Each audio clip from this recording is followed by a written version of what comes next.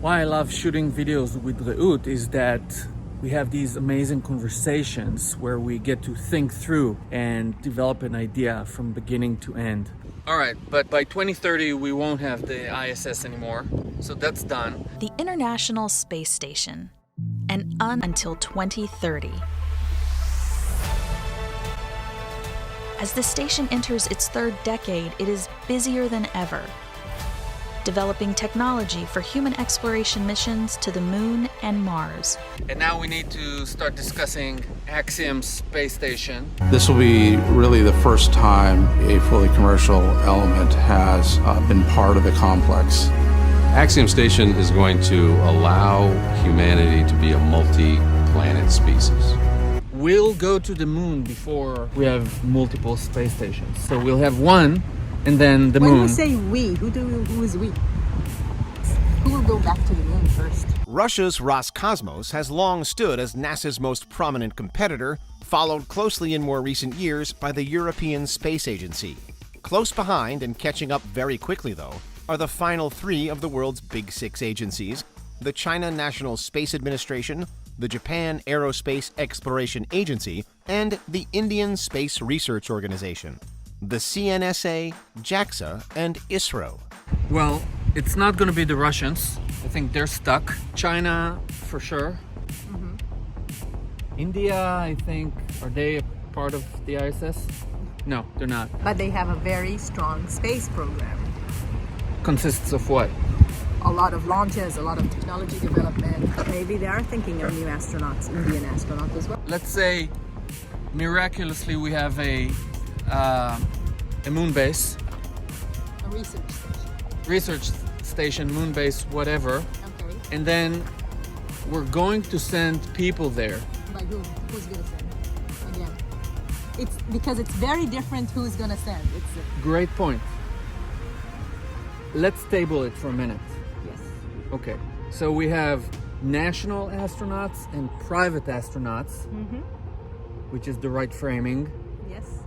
But when you send astronauts and you have a station there, you won't send them for a week. No. It doesn't make sense. You'll send them for a month. At least. You'll send them for 2 months, 3 months. What type of training do they need to go through? How long? What will it take?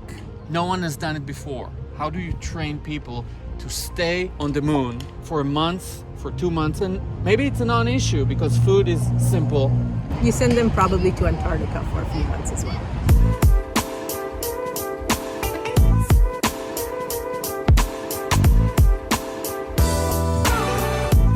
That's a harsh environment. Harsh environment, Antarctica. Okay. Okay. Isolated. There's a. But you won't send two there. people to the moon. Since you have Starship, we will have Starship here. Starship can send at least would be 10 people. You won't send less. Why? Why would you do that? Okay. Because it costs more. It's redundant. So you're thinking so when Starship? You have Starship, So yours everything now- needs to Yes. be thought in scale. Okay. Because there's no point in making things smaller. You can have 100 tons sent. It's huge. Why not send as much as possible? And then you have people. Why would you send 2 people? 50 years ago, I get it. That depends what your goal is to be on the moon and what type of transportation. And when you're saying Starship, you mean Americans. So that's a very, very specific scenario for getting back to the moon. A great example of this, we viewed Japan's lunar rover just coming out here. A symbol of how our space cooperation is taking off, looking toward the moon and to Mars. I'm excited the work we'll do together on the Gateway Station around the moon and look forward to the first Japanese astronaut joining us in the mission to the lunar surface under the Artemis program. Starship doesn't mean Americans. Starship is just a vehicle. It can be to anybody. But whoever will get first use of it will be NASA. Is it kind of to be determined yet, or are you potentially launching and landing on Starship, or are you going to potentially be meeting up with it in orbit? Do you have any idea on that yet? The third mission will be a crewed ascent, low Earth orbit mission, and a re-entry all on Starship. Really? Okay, so I didn't realize that. For some reason, I was thinking you were going to be potentially docking using Falcon to Starship, but you're talking full-blown launch to landing Starship mission, huh? And what a great idea, though. But the third mission will be a full Starship mission from launch all the way through re-entry and touchdown. That's awesome. What's the goal of being on the moon? To be on the moon. What's the goal of being in the ISS? To be in the ISS and to explore what it means to be human in space, to do all the science experiments. That's a secondary goal for being on the moon.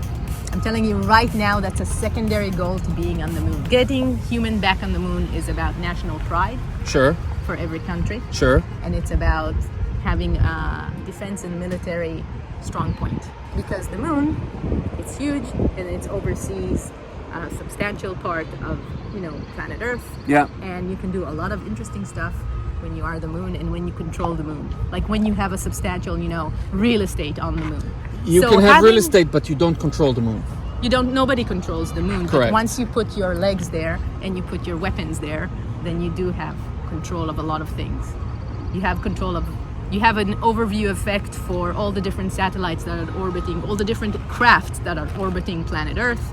You have on your site in direct line to several other countries. So it really depends who's operating that base and what are their goals. So I think the purpose of being on the moon is getting the moon to be part of the ecosystem on planet Earth.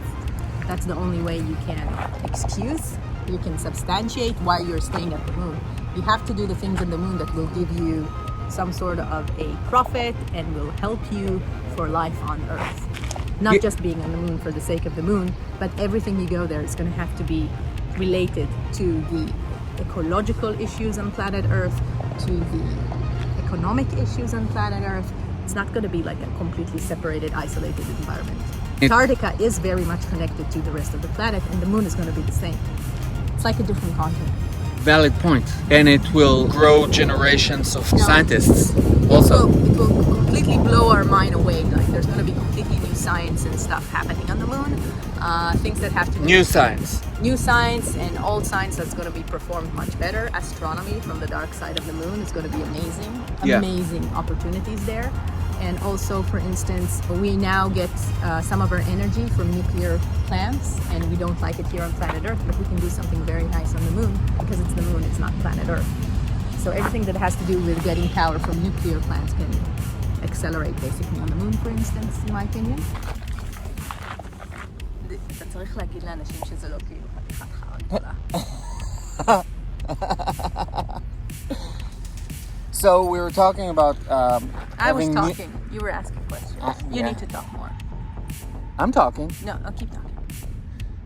So new base on the moon, new type of astronauts, new continent, new science that will blow our mind away, and with new science comes benefits for the human race.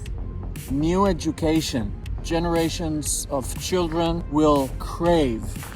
That's a good question. Crave to be on the moon. They wouldn't care about the launch and the 3 days in space. It'll be like, oh yeah, 3 days in a tin can. In a tin can, and but then that's Starship. We said Starship.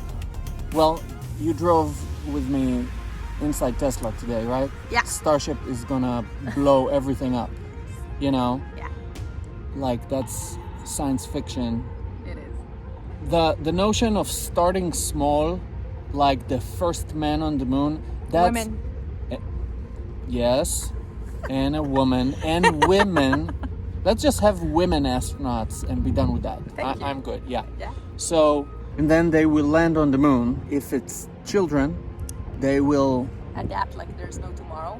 Adapt, and children are trendsetters. Whoever goes to the moon, their lives are from that moment on is set, because every company, every organization on Earth will want them there because they have a unique experience, just like any new trend on the internet today.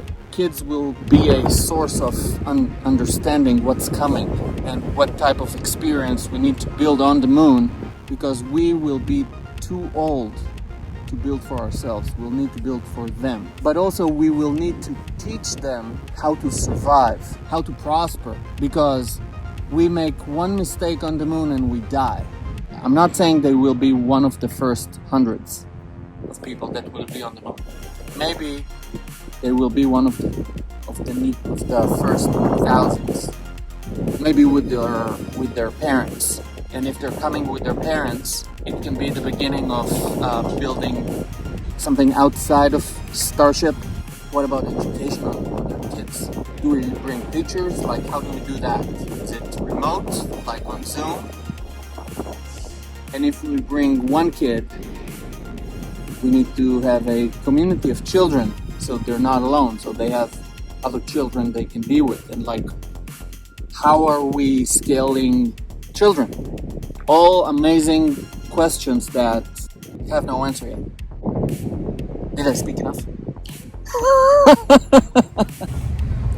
Oh, it was a beautiful train of thought. I didn't want to interrupt. It's very nice. Thank you. You're welcome.